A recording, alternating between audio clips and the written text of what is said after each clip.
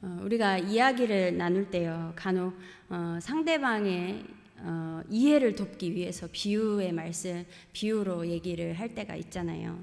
오늘 본문도 이 비유의 말씀인데요. 이 말씀을 예수님께서 하시기 전에 그 앞서 맹인을 고친 사건이 나와요.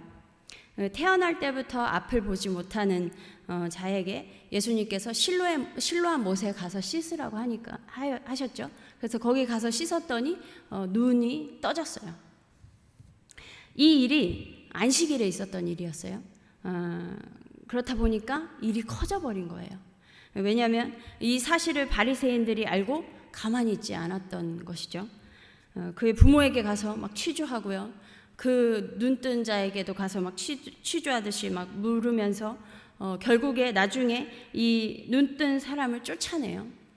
그런데 단순히 이 자리에서 쫓아냈다 이 의미가 아니라요. 그 유대교 공동체에서 해냈다는 거예요. 축출당했다라는 거예요. 이 얘기를 쫓겨났다더라. 이거를 예수님이 들으신 거예요. 이걸 들으시고 이 사람을 찾아와서 다시 만나 주시면서 자신을 드러내시고 밝히 보여주셨어요. 그리고 이때부터 이 눈뜬 사람은 예수님을 믿게 되었습니다. 그러면서 예수님이 사람들을 향해서 말씀하시기를 내가 심판하러 이 세상에 왔으니 보지 못하는 자들은 보게 하고 보는 자들은 맹인이 되게 하려 함이라 라고 말씀을 하세요. 그래서 이 말을 들은 예수님과 함께 있던 사람들 중에서 바리새인들이요. 우리도 맹인인가요? 보통 본인이 이렇게 이런 얘기에 찔리지 않으면 이런 질문도 하지 않거든요. 그러니까 본인이 뭔가 찔린 거예요. 그러니까 우리도 맹인이에요? 라고 물어보는 거죠. 그러니까 예수님이 너희가 맹인이 되었더라면 죄가 없으려니와 본다고 하니 너희 죄가 그대로 있느니라 라고 말씀을 하세요. 그러면서 이 바리새인들을 향해서 이 비유로 그 후에 계속 이어서 말씀하고 있는 내용이 오늘 이 10장부터 또 말씀인 거예요. 그러니까 1차적으로 들어야 될 이 청중이 이 10장의 말씀이 청중은 바리새인이라는 것이죠. 네. 오늘 본문을 보면요, 양과 목자에 대해서 이제 말씀을 하고 계시잖아요. 근데 예수님은 자신을 9절에서 보면 우리가 뒤에 다 읽진 않았지만 9절에서 보면 나는 문이다, 양의 문이다 라고 말씀을 하시고요. 11절에서 보면요, 나는 선한 목자라고 말씀을 하고 계세요. 통상적으로요, 우리가 집에 들어갈 때요, 문을 열고 들어가죠. 문이 있는데도 불구하고 담을 넘어가진 않아요. 네. 특별한 예외적인 경우를 빼고는 담을 넘지 않죠. 근데 이것이 사람이 사는 집이 아니라 동물이 살고 있는 우리에 들어갈 때에도 마찬가지예요. 문이 있으면 문으로 들어가야죠. 네. 그런데 간혹 그 울타리를 넘어오는 자들이 있다라는 거예요. 그들은 강도고 절도고 강도라는 것이죠. 밤에요, 양들이 이렇게 그 우리 안에서 쉬고 있고 자고 있잖아요. 그러면 그 문을 문지기가 지키고 있어요. 그러다 보니까 이들은 보통 도둑들은요, 밤에 활동을 하잖아요. 그 문지기가 문에서 지키니까 거길로 들어갈 수가 없죠. 몰래 들어가야 하니까 그 울타리를 넘어서 들어가는 거죠. 네. 반면 양의 목자는요, 아무 때고요, 거리낌 없이 문으로 드나들 수가 있는 거예요. 그 목자가 문 앞에 오면요, 문지기도 문을 열어주죠. 그리고 3절에 보면요, 목자는 우리 안으로 들어가서 양의 이름을 각각 불러 모두 인도해낸다고 말씀하고 있어요. 목자가요, 양을 우리 밖으로 언제 인도해내냐면요, 이른 아침에요. 그 양들에게 꼴을 먹이기 위해서, 네. 그 양들을 우리 밖으로 불러내는 것이죠. 그러면서 요한복음 10장 9절에요. 내가 문이니 누구든지 나로 말미암아 들어가면 구원을 받고 또는 들어가며 나오며 꼴을 얻으리라. 요한복음 10장 10절에 내가 온 것은 양으로 생명을 얻게 하고 더 풍성히 얻게 하려는 것이라 라고 말씀하고 있어요. 이 선한 목자의 양이 되면요, 우리에 들어가 있든 우리 밖으로 나가든 꼴을 얻는 거예요. 풍성한 거예요. 우리 역시도요, 예수님이 나의 목자가 되고 내가 그분의 양이 되면요, 들어가든 나가든 이 생명의 풍성함을 누리게 된다라는 것입니다. 그렇게 목자가요, 양들을 불러냈어요. 불러내고 앞서서 가는 거예요, 목자가. 그 양떼들 앞에 이렇게 가면요, 그 양들은 그의 음성을 알기 때문에 그 음성을 듣고 따라가는 거죠. 그러면요, 그 목자는 어디로 가냐면 푸른 초장으로 인도를 하는 거예요. 그 양떼들을 먹여야 되잖아요. 8년 동안 양을 치는 목장 주인으로 생활했던 필립 켈러라는 사람이 있어요. 양과 목자라는 책을 썼는데요. 이 책에 보면요, 양의 습성 중 하나가 배부르게 꼴을 먹지 못하잖아요. 그러면 쉬지를 못하고 눕지를 못한대요. 네. 그래서 목자는요, 양을 푸른 초장으로 인도해서 좋은 꼴을 배불리 먹어야 하는 것이 목자의 일인 거예요. 그런데요, 이분이 토양학을 전공했더라고요. 근데 목축업을 하는 나라들 대부분이요, 건조하고 비가 적은 지역에 위치해 있어서 푸른 초장을 찾기가 쉽지 않다는 거예요. 그러니까 이 푸른 초장을 만들어내야 되는 거죠. 다시 말해서요, 이 푸른 초장은요, 목자의 엄청난 수고와 시간과 땅 관리 기술의 산물이라는 것입니다. 그냥 생겨난 것이 아니라 양을 생각하는 목자의 노고가 있는 거예요. 그렇게 만들어진 푸른 초장에서 양들은 배불리 먹고요, 누워서 쉬게 되는 것이죠. 시편 23편 2절에 그가 나를 푸른 풀밭에 누이신다. 그냥 푸른 풀밭에 그냥 가서 눕는 게 아니라 잘 먹고 배불렀기 때문에 쉴 수가 있는 거예요. 또 이거 말고 양들이 쉬지 못하고 눕지 못하는 경우가 있는데, 두려움이 있거나 두려운 일이 있거나 파리나 어떤 기생충 때문에 자꾸 그런 것들이 괴롭힐 때 그럼 눕지를 못한대요. 쉬지를 못한대요. 실제로요, 양이 겁이 굉장히 많아서요, 그냥 산토끼 한 마리가 길을 잃고 잠깐 덤불에서 이렇게 확 튀어나왔을 때 양 한 마리가 화들짝 놀라서 막 아무데로나 막 뛰어간대요. 그러면 보통 왜 무슨 일이야? 이렇게 동물들도 살피는 동물들이 있어요. 근데 양들은요, 그렇지 않대요. 그 도망가는 양 그 뒤로 막 그냥 같이 달려간대요. 예, 너무 겁이 많아가지고. 또 파리나 이 기생충, 이 진드기 같은 해충들에게 시달리잖아요. 그럼 신경이 극도로 예민해져가지고요, 쉬지를 못하는 거예요. 예. 그런데 이러한 양들이야 안정을 되찾는 방법이 있어요. 목자가 곁에 함께 있어줄 때 안정을 되찾는다라는 거예요. 그리고 이 목자는요, 이 파리나 기생충 때문에 이 괴로워하는 양이 쉬지 못할 때요, 이 양떼를 계속 보살펴주고 해충약을 사용해서 그 해충을 없애주고요, 살충제로 잘 씻어주는 수고를 하는 것이죠. 계속 이렇게 보살펴주는 거예요. 뿐만 아니라 이 양떼들 세계에서도 알력 다툼이 있는 거예요. 그래서 막 다툼이 생기는데, 이런 일이 있으면 또 긴장이 돼가지고 또 쉬질 못한대요, 양들이요. 이런 일이 있으면요. 제가 얼마 전에 올리브 개코 원숭이라는 동물에 관련된 영상을 봤었어요. 그런데 이 동물의 왕국에서도 이 세계에도 서열이 있잖아요. 근데 이 개코 원숭이의 세계에서도 서열이 있는 거예요. 그 서열이, 근데 그 서열이 높은 어미들이 있잖아요. 서열이 또 어미들이 서열이 있어요. 근데 그 서열이 높은 어미에게서 태어난 원숭이의 새끼들이 좀 더 편한 생활을 하더라는 거죠. 예. 어미가 서열이 높으니까요. 그런데 서열이 낮은 어미에게서 태어난 원숭이는요, 그 개코 원숭이는 왕따를 당하거나 괴롭힘을 당하는 거예요.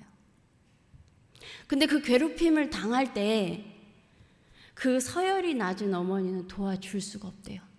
그냥 바라볼 수밖에 없는 거예요. 너무 불쌍하게도. 근데 괴롭히다 보면 그냥 잠깐 괴롭히는 게 아니라 심해질 수가 있잖아요. 그래도 못 도와준대요. 예.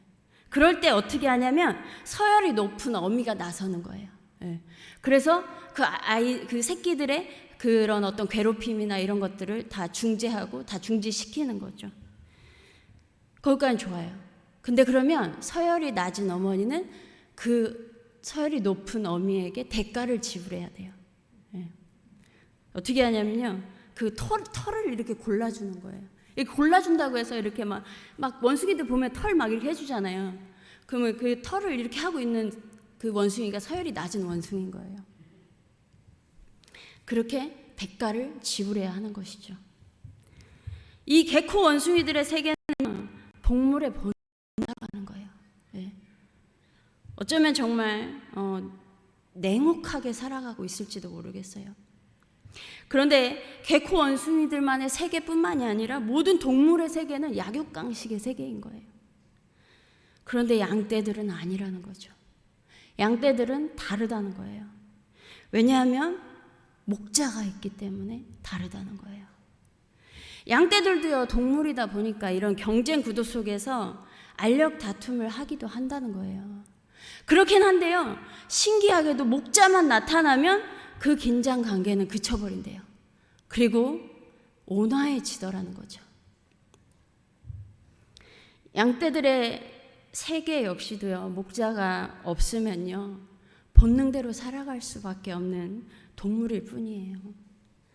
그런데 목자가 늘 함께 하고 있기 때문에 이런 경쟁 구도가 계속 무산되는 거죠.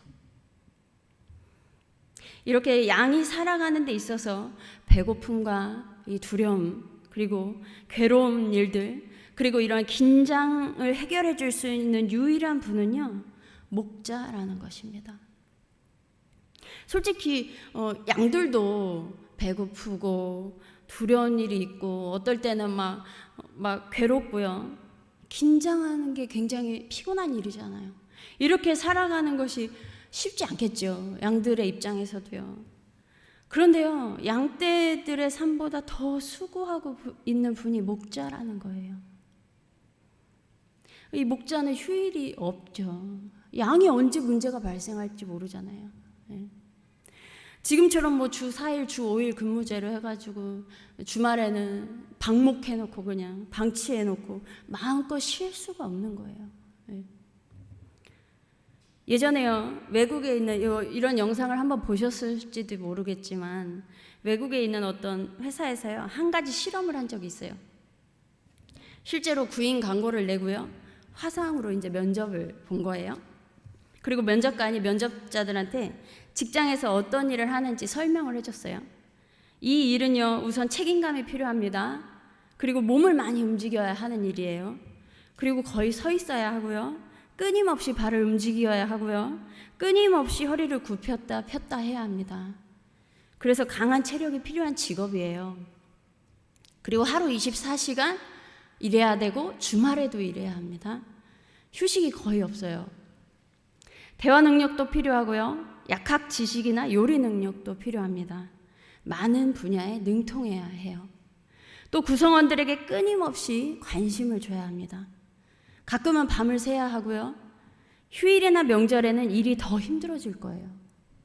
그리고 임금은 없습니다. 그 면접자들이 이거 비인간적이다, 너무. 어떻게 그럴 수가 있냐. 자기들은 이 회사를 지원했는데 어떻게 그런 일을 할 수가 있냐. 지금 정신 나간 소리 하고 있으시다. 이런 얘기를 했어요. 그랬더니 지금 이 순간에도 근데 그 일을 하는 사람들이 있어요. 라고 하니까 그게 누구냐고 하는 거예요. 어머니다. 엄마다. 라고 하니까 울컥하는 표정으로 이렇게 사람들이 다들 울컥하는 표정인 거예요. 어쩌면 우리의 삶에서도요, 이렇게 양의 목자나 아니면 우리 부모님의 모습에서요, 예수님의 모습을 찾을 수 있을 것이라고 생각합니다. 그래서 우리 주님은 어떤 분이시냐면요, 시편 121편 4절에서 8절, 이스라엘을 지키시는 이는 졸지도 아니하시고 주무시지도 아니하시느니라. 여호와는 너를 지키시는 이시라. 여호와께서 내 오른쪽에서 내 그늘이 되시나니 낮에 해가 너를 상하게 하지 아니하며 밤에 달도 너를 해치지 아니하리로다. 여호와께서 너를 지켜 모든 환난을 면하게 하시며 또 내 영혼을 지키시리로다. 여호와께서 너희 출입을 지금부터 영원까지 지키시리로다. 요한복음 5장 17절, 예수께서 그들에게 이르시되 내 아버지께서 이제까지 일하시니 나도 일한다.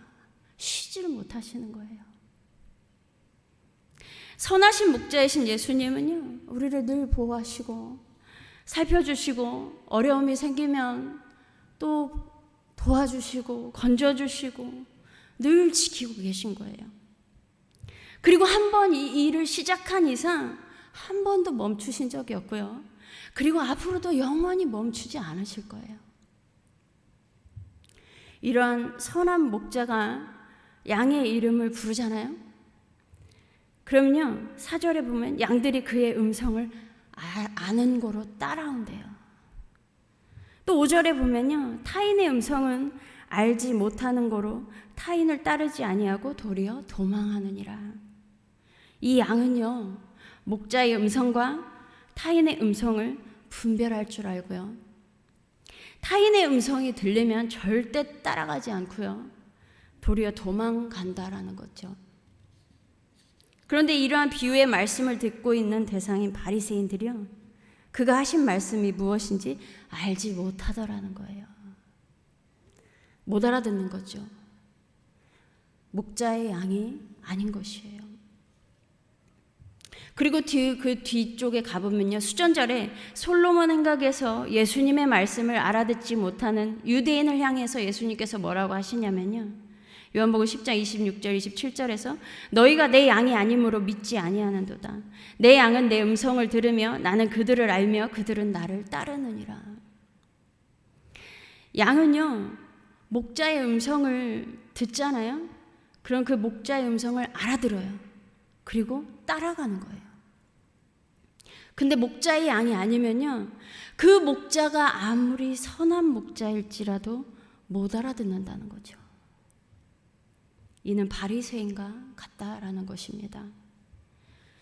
양이요, 아무리 두려움이 많고 고집도 세고 신경이 예민하고 그럴지라도요, 자신의 목자가 함께 하기만 하면요, 안정을 되찾고 평온해지는 것입니다. 그리고요, 양이 다른 어떤 것보다도 가장 잘하는 게 있어요. 그게 뭐냐면요, 목자의 음성을 알아듣는 거예요. 그래서 그 음성 따라 가는 것이죠.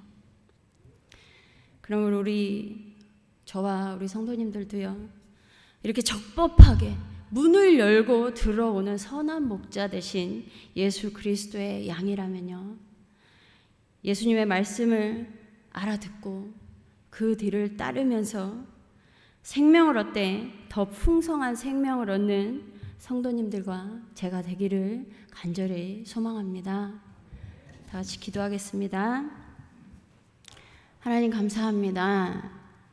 우리의 목자 되어 주셔서 정말 생각지도 못했는데 우리에게 찾아와 주셔서 만나 주시고 믿음 주시고 하나님 구원해 주셔서 정말 감사합니다.